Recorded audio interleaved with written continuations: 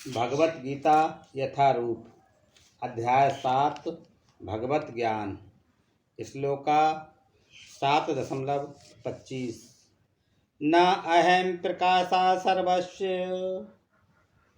योग माया समावृता मूढ़ो अयम न अभिजानाति लोको माम अजम व्ययम्। भावार्थ, मैं मूर्ख हूँ तथा अल्पज्ञों के लिए कभी भी प्रकट नहीं हूँ। उनके लिए तो मैं अपनी अंतरंगा शक्ति द्वारा आच्छादित रहता हूँ, अतः वे ये भी नहीं जान पाते कि मैं अजन्मा तथा अविनाशी हूँ।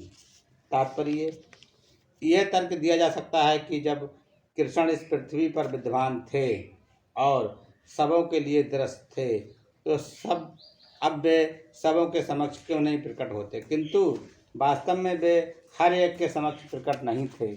जब कृष्ण विद्यमान थे तो उन्हें भगवान रूप में समझने वाले व्यक्ति थोड़े ही थे।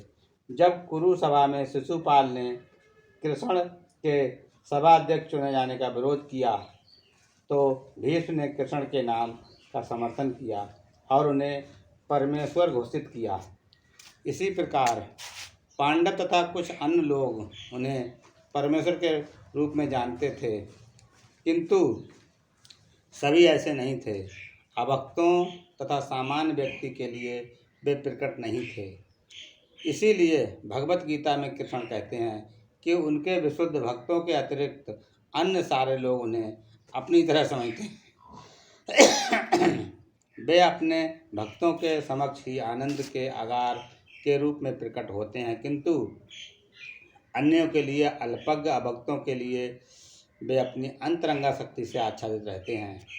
श्रीमद्भागवत में 1.8.19 कुंती ने अपनी प्रार्थना में कहा है कि भगवान योग माया के आवरण से आवृत हैं, अतः सामान्य लोग उन्हें समझ नहीं पाते। ईशो उपनिषद में मंत्र 15 भी इस योग माया आवरण की पुष्टि हुई है, जिसमें भक्त प्रार्थना करता है, हिरण्मयेन पात्रेण सत्यस्या पिहितं मुखं तत्वं पुसन्न पावृणु सत्यधर्माय दृष्टे।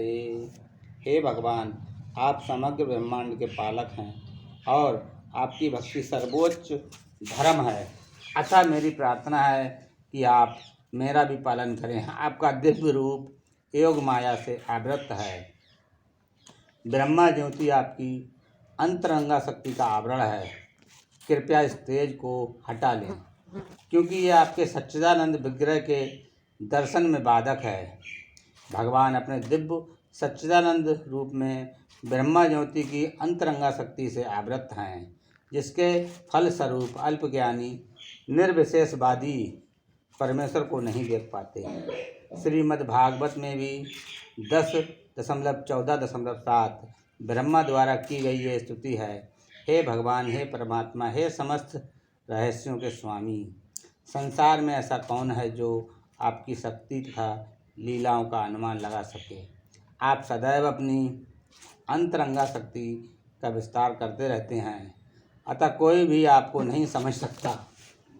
विज्ञानी तथा विद्वान भले ही भौतिक जगत की परमाणु संरचना का या कि विभिन्न ग्रहों का अन्वेषण कर लें, किंतु अपने समक्ष आपके विद्वान होते हुए भी वे आपकी शक्ति की गणना करने में असमर्थ हैं। भगवान कृष्ण न केवल अजन्मा हैं अपितु अव्यय भी हैं।